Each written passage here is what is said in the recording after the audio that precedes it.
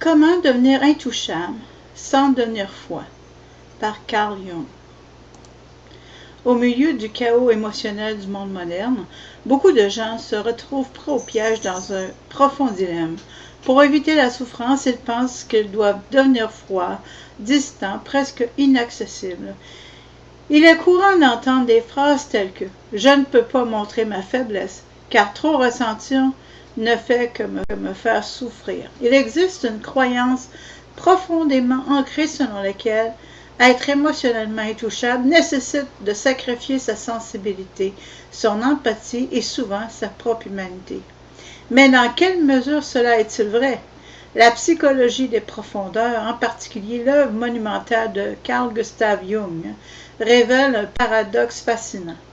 La véritable invulnérabilité émotionnelle ne découle pas de la froideur, mais de l'intégration consciente de nos propres contradictions internes.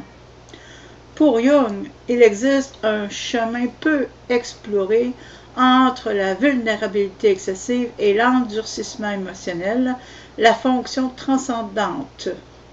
Peu de gens le savent, mais ce concept développé par Jung dans son ouvrage Psychologie et alchimie de 1944 que j'ai traduit, le titre de son livre n'est pas en français bien entendu, décrit une capacité psychologique, mais peut-être, je ne sais plus. Je ne sais pas quelle langue il parlait, il en parlait quelques-unes. Il faut voir que j'aille vérifier. Donc, ce livre décrit une capacité psychologique sophistiquée qui va bien au-delà des simples mécanismes de défense. La fonction transcendantale est la capacité à contenir en soi des tensions apparemment inconciliables telles que la douleur et la sérénité, la fermeté et la compassion, la proximité et la distance, sans s'effondrer. Il ne s'agit pas de choisir un camp, mais de créer une synthèse supérieure qui transforme les opposés en quelque chose de nouveau. Cependant, la plupart restent prisonniers de la logique de l'ego qui cherche à se protéger en érigeant des murs toujours plus hauts. Cette stratégie génère un effet secondaire dangereux.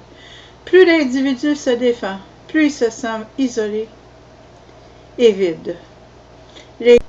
L'ego croit que pour éviter d'être blessé, il doit expulser tout ce qui est inconfortable, pénible ou contradictoire. Mais selon Jung, cette attitude ne fait qu'exacerber la souffrance, car ce qui est réprimandé dans l'inconscient refait surface sous des formes déformées à travers des explosions émotionnelles, des symptômes physiques ou des crises existentielles. C'est à ce moment que se pose la question centrale de cette vidéo. Est-il possible d'être émotionnellement intouchable sans devenir froid? Carl Jung répondrait oui, mais cela nécessite du courage, de la discipline et surtout un engagement profond dans le processus d'individuation. Il affirmait que la force authentique ne réside pas dans la rigidité, mais dans la flexibilité de la psyché, capable d'embrasser à la fois la lumière et l'obscurité. Les personnes véritablement intouchables ne sont pas celles qui s'enferment dans un cocon émotionnel, mais celles qui ont appris à danser avec leurs propres ombres, sans perdre leur chaleur humaine. Dans cette vidéo, nous explorerons comment la fonction transcendantale peut être appliquée dans la vie réelle. Nous comprendrons à travers le prisme de Jung comment une personne peut rester protégée émotionnellement sans avoir besoin de construire des murs de glace autour de son cœur. Nous discuterons du conflit entre l'ego et le soi, du concept de maintien de la tension, de la préservation des opposés sans fragmentation et de la manière dont le processus alchimique de la psyché transforme des douleurs profondes. Tout cela non seulement pour satisfaire la curiosité intellectuelle, mais aussi pour offrir des outils pratiques à ceux qui sont entourés de critiques, de rejet, de trahison ou d'environnement toxique sans savoir comment se protéger, sans perdre leur humanité. Car au fond, la question qui résonne dans le silence de nombreux âmes est simple. Comment puis-je me protéger des souffrances du monde sans devenir froid et distant?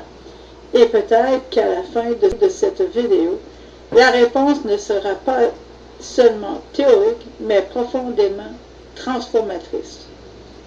Il existe une idée profondément enracinée dans la culture contemporaine et peut-être dans toute société qui valorise la force et l'indépendance, selon laquelle, pour survivre émotionnellement, il faut devenir froid.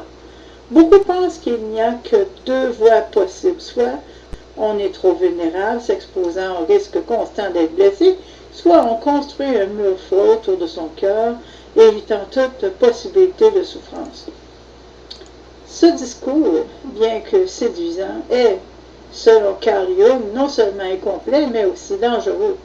Le mythe de la froideur comme forme de protection naît de la peur du rejet, la peur de l'humiliation, la peur d'être trahi ou manipulé. Dès notre plus jeune âge, nous avons appris que montrer ses émotions peut être interprété comme une faiblesse. Combien de fois n'avons-nous pas entendu des phrases telles que « Ne montre pas ce que tu ressens, sinon les gens s'en serviront contre toi ». La culture populaire alimente ce mythe à travers des personnages apparemment invincibles.